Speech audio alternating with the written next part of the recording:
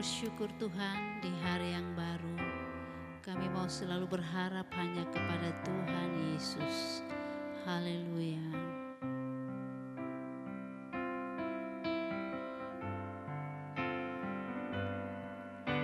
Tuhan, Kaulah pengharapanku. Ku percaya hanya kepadamu, Yesus. Kaulah perlindunganku, Engkau yang selalu ku puji.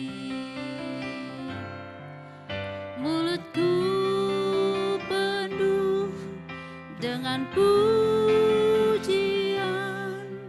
kepadamu, ya Yesus Tuhan. Sepanjang hari ku beri penghormatan kepadamu, ya Allahku.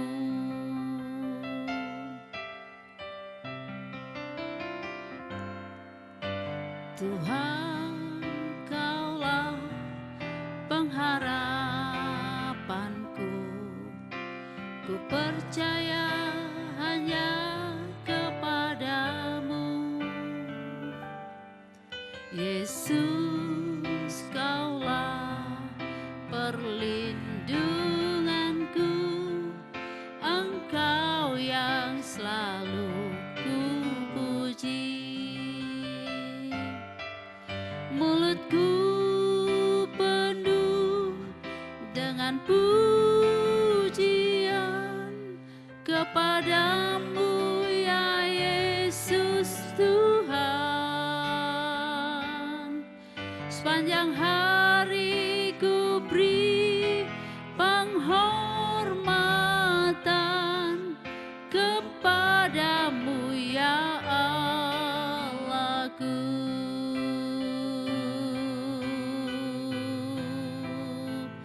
Kami bersyukur padamu Tuhan.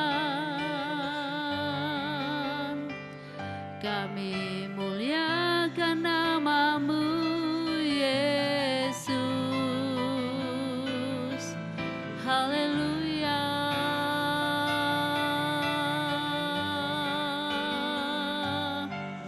Terpuji namamu Tuhan. Terpuji namamu Tuhan. Haleluya. Haleluya.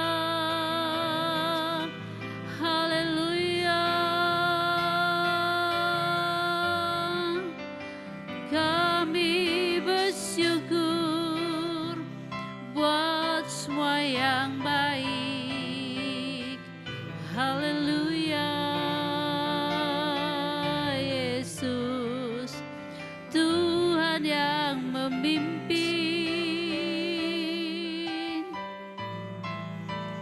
Tuhan menyertai kami.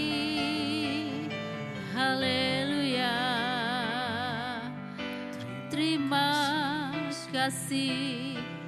Terima kasih Tuhan. Haleluya. Oh Yesus, sebab Engkau baik, mulia, segala hormat bagimu. Haleluya.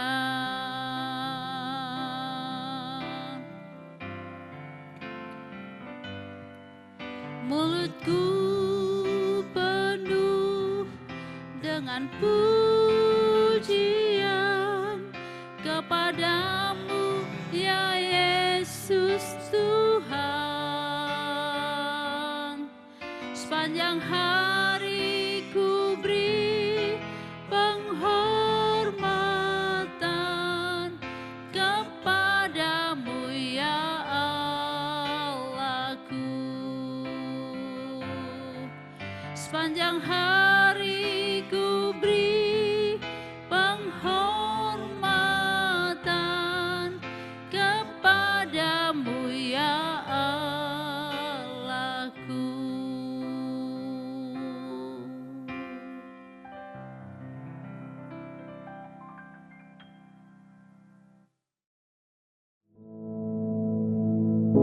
Our Father, which art in heaven, hallowed be thy name.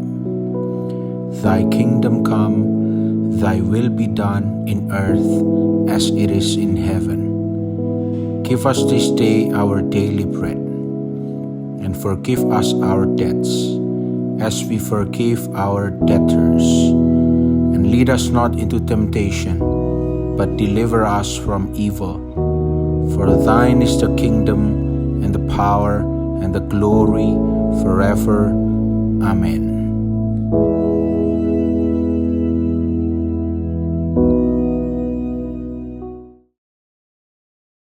Shalom, selamat pagi Bapak Ibu Saudara yang dikasihi Tuhan. Pagi hari ini kita akan sama-sama merenungkan kebenaran firman Tuhan. Saya ambil di dalam Yohanes pasal yang ke-14, ayat yang ke-16 dan 17. Saya akan bacakan, begini bunyi firman Tuhan.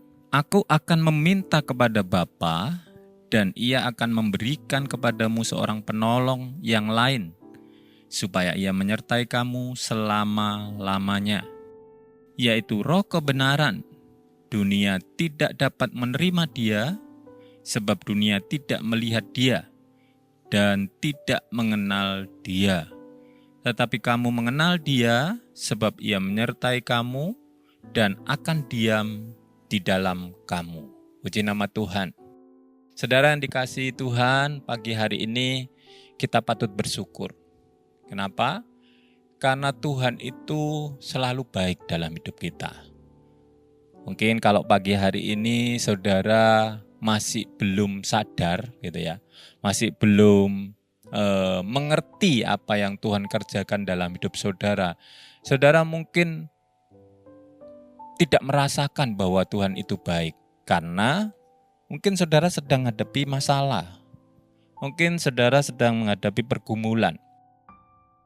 Tapi kalau saudara mau merenungkan dalam saudara menghadapi pergumulan persoalan yang sekarang mungkin saudara alami, sebenarnya saudara bisa tahu bahwa kalau sampai detik ini Tuhan itu tetap baik. Saudara masih diberi kesempatan untuk ada hari ini, itu artinya bahwa saudara akan menerima mujizat Tuhan. Saudara akan mengalami suatu terobosan, suatu pemulihan, perubahan. Saudara akan menjadi saksi bahwa persoalanmu akan diselesaikan. Nah, oleh sebab itu, apa yang kita tadi sudah baca, ini boleh menguatkan kita. Ini adalah satu pesan yang diberikan Tuhan pagi hari ini untuk kita, supaya kita bisa dan menyadari akan apa yang sedang dikerjakan Tuhan dalam kehidupan setiap umatnya, terkhusus untuk anak-anaknya. Di sini Yesus mengatakan, aku akan meminta kepada Bapa dan Ia akan memberikan kepadamu seorang penolong yang lain, supaya Ia menyertai kamu selama-lamanya. Saudara, ayat ini menunjukkan kepada kita, menguatkan kita, mengingatkan kita bahwa apapun yang saudara sedang alami hari ini, apapun yang saudara sedang hadapi, atau mungkin sepanjang hari ini, ketika saudara diberi kesempatan lagi oleh Tuhan untuk boleh beraktivitas gitu ya, mengerjakan tugas dan tanggung jawab saudara selama sehari ini mungkin. Tuhan mengingatkan bahwa Dia sudah memberikan kepada kita seorang penolong. Kalau kita sudah belajar tentang kebenaran firman Tuhan, ini adalah Roh Kudus yang diberikan oleh Tuhan kepada setiap umatnya. Kalau kita menerima apa yang sudah Tuhan berikan, maka kita harus memahami bahwa kita tidak sendirian. Kita punya pribadi yang sanggup menolong kita. Parakletos, Roh Kudus, Roh yang menolong kita. Jadi hari ini jangan saudara merasa sendiri, merasa khawatir, merasa bimbang, dan sebagainya. Karena saudara mempunyai penolong yang mendampingi saudara. Coba saudara renungkan ketika saudara menghadapi persoalan gitu ya, pergumulan hidup saudara yang saat ini ngalami persoalan, pasti tahu persis rasanya gitu ya. Tahu persis bagaimana saudara kehilangan sukacita karena saudara sedang menghadapi masalah hidup. Tapi jangan fokus kepada masalahnya. Coba renungkan, kalau saudara masih kuat sekarang, masih bisa menghadapi, punya kekuatan untuk menghadapi segala sesuatunya walaupun persoalannya belum selesai. Pernah nggak saudara berpikir bahwa siapa yang memberi kekuatan itu? Siapakah yang mendampingi saudara? Saudara, saya mau kasih satu gambaran. Kalau saudara suami istri, seseorang yang sudah menikah, saudara punya pendamping gitu ya. Nah, ketika istri ini ngalami masalah, suaminya mungkin ada di sebelahnya. Ketika seorang istri ini mengatakan sesuatu, aduh aku sudah gak kuat ngadepi masalah ini. Suaminya bilang, tenang aja, kamu kuat kok, kamu bisa kok. Kamu gak sendiri, ada aku. Aku selalu mendampingi kamu. Dan istri itu menjadi tenang. Kalau saudara sebagai istri, saudara merasa bahwa oh iya ya, saya ada yang mendampingi. Ini berbicara tentang hubungan kita dengan manusia. Antara suami istri. Yang satu menghadapi masalah, yang satu memberikan pendampingan, kekuatan, dukungan. Nah, Roh Kudus itu lebih dari pendamping kita yang ada di dunia. Dia selalu setia mendampingi kita. Di saat kita putus asa, di saat kita mungkin sudah buntu gitu ya. Kekuatan kita mulai menurun. Pernah enggak dalam hati saudara, dalam pikiran saudara, tahu-tahu Roh Kudus ngomong, aku akan buat mujizat. Enggak lama, pasti beres. Dan kita merasa ada satu kedamaian. Dia Allah yang tidak pernah meninggalkan kita. Mungkin kita tidak bisa mendengarkan suaranya, mungkin kita tidak pernah merasakan suaranya karena kita masih fokus pada masalah yang kita hadapi. Kita masih berpikir bagaimana cara menyelesaikannya. Sedangkan Roh Kudus siap untuk menolong kita, berada di dalam kehidupan kita, bersama-sama dengan kita, mendampingi kita. Kalau ada seorang yang belanja di pasar dan dia bawa ya orang yang bantu dia gitu ya. Kalau seorang majikan mungkin dia punya pembantu, dia pergi ke pasar bareng gitu ya. Nah, ketika beli sesuatu dan selesai, maka majikan ini mungkin tidak bisa membawa semuanya. Maka dia butuh seorang pembantu yang menolong. Supaya dia tidak keberatan dalam membawa bawaannya. Tapi kalau dia memutuskan, sudah kamu tidak usah bantu, saya aja yang bawa. Apa yang terjadi? Ya, pembantu itu tidak akan membawa apa-apa.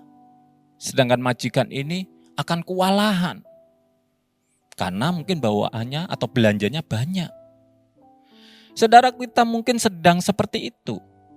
Kita merasa bahwa saya harus selesaikan, saya harus mengerjakannya sendiri.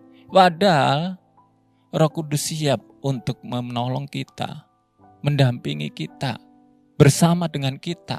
Tapi kita fokus pada apa yang kita bisa kerjakan, apa yang bisa kita lakukan. Itu yang terjadi. Atau saudara mulai putus asa. Sehingga saudara tidak lagi ingat bahwa saudara punya penolong yang sejati. Pagi hari ini, mari kita sama-sama sadar. Manusia mutlak butuh seorang penolong. Karena manusia adalah makhluk sosial. Manusia tidak bisa hidup sendiri. Dia butuh seorang penolong. Dia butuh dukungan dalam menghadapi masalah kehidupan. Dia tidak bisa hidup sendiri. Kita harus mengingat ini. Apalagi kalau kita sadar bahwa Tuhan sudah memberikan penolong yang sejati, maka kita butuh penolong sejati itu dalam hidup kita. Yang kedua, kalau kita tahu bahwa dia adalah seorang parakletos, penolong yang mendampingi kita, dia juga pribadi yang memimpin kita di dalam kebenaran. Ada banyak cara orang menyelesaikan persoalan dalam hidupnya. Mungkin bisa cara A, B, dan C gitu ya. Tapi sekali lagi bahwa ketika kita menyelesaikan permasalahan kita dengan cara kita sendiri, dengan kemampuan kita, bisa saja apa yang kita lakukan itu tidak benar. Keluar dari apa yang dimau Tuhan atau keluar dari rancangan Tuhan.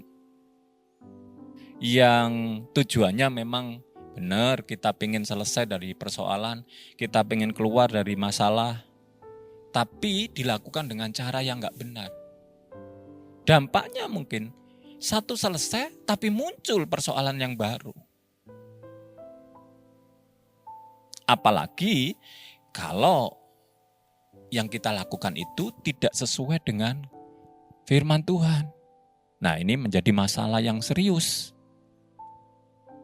Dan pasti berdampak kepada sesuatu yang serius juga. Nah, oleh sebab itu, ingat kita punya Roh Kudus, kita punya penolong yang sejati.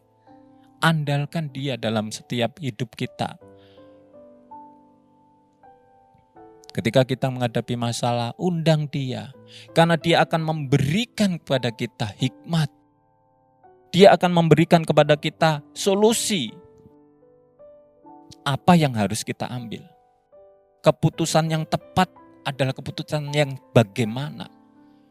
Dan itu hanya bisa kita dapatkan dalam penolong yang sejati.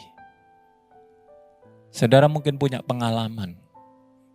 Ketika saudara menghadapi masalah, pergumulan, terus mulai ada semacam suara hati gitu ya. Mungkin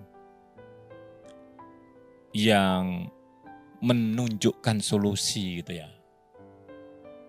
Terus saudara mulai menimbang, oh ini bagus, tapi kok gak sesuai firman Tuhan ya. Kemudian ada suara lagi, ini loh yang sesuai firman Tuhan. Percaya, beriman. Walaupun kayaknya gak mungkin. Nah, itulah yang Tuhan kerjakan dalam pribadi Roh Kudus. Supaya saudara paham, dia selalu bersama dengan kita dan dia selalu mengingatkan kita ketika kita mulai keluar dari jalur kebenaran firman Tuhan. Roh Kudus ingatkan, kamu sudah melenceng. Diarahkan lagi pada kebenaran. Dan ketika saudara menurut, ngikuti arahan dari Roh Kudus, arahan dari penolong yang sejati ini, saudara menemukan jawaban yang terbaik. Itulah penolong sejati. Oleh sebab itu saudara harus menyadari, saudara harus bersyukur kalau saat ini saudara masih diberi kesempatan untuk boleh mendengar firman Tuhan, untuk boleh memahami firman Tuhan. Sadari karena Tuhan pengen supaya saudara menikmati berkat Tuhan. Dan yang terakhir, kalau kita sadar kita punya penolong yang sejati, Dia akan memampukan kita melakukan hal-hal yang luar biasa. Saudara mungkin tidak mampu. Saudara mungkin tidak bisa mengatasi segala sesuatu yang saudara hadapi. Tetapi ketika Roh Kudus itu ada bersama dengan kita, Dia akan memampukan kita. Ada banyak kesaksian. Ada orang yang dulunya adalah orang yang keras, orang yang gampang tersinggung. Tapi ketika dia menerima Roh Kudus, dia mempunyai penolong yang sejati dalam hidupnya. Tiba-tiba kehidupannya diubah. Pribadinya menjadi pribadi yang tidak lagi keras. Pribadi yang penuh dengan kelembutan. Ini hanya bisa dilakukan oleh Roh Kudus. Karena memang buah-buah roh itu adalah buah kebenaran. Kita punya hati yang mengasihi. Kita punya hati yang sabar. Kita punya penguasaan diri. Itu hanya bisa diberikan oleh buah roh. Kalau hidup seseorang menerima penolong yang sejati, maka kita akan melihat pribadi itu akan menjadi pribadi yang lebih baik lagi. Dan biarlah sepanjang hari ini, siapapun kita, saudara mau menghadapi masalah atau tidak, yang penting adalah apakah di dalam hidup saudara ada penolong yang sejati itu. Karena Tuhan sudah memberikannya dan Tuhan sudah berjanji Dia akan diam di dalam kamu selama-lamanya. Asal kita mempersilahkan Dia masuk. Mempersilahkan Dia untuk ada dalam kehidupan kita. Tapi kalau kita memilih untuk mengusir Dia, memilih untuk kita sendiri melakukan segala sesuatunya, maka saudara tidak akan menemukan hal-hal yang lebih baik. Tapi bersama Dia dijamin, saudara akan menjadi pribadi yang luar biasa. Karena Dia adalah penolong yang sejati. Amin saudara, puji nama Tuhan. Mari kita akan sama-sama berdoa. Tuhan Yesus, terima kasih untuk kebenaran firman-Mu. Pagi hari ini kami sadar bahwa kami adalah manusia yang punya keterbatasan, banyak kelemahan, dan selalu condong untuk keluar dari kebenaran. Tetapi karena kuasa firman-Mu, karena penolong yang sejati, karena Roh Kudus sudah Kau berikan kepada kami, maka kami mampu menjadi orang-orang yang dibenarkan.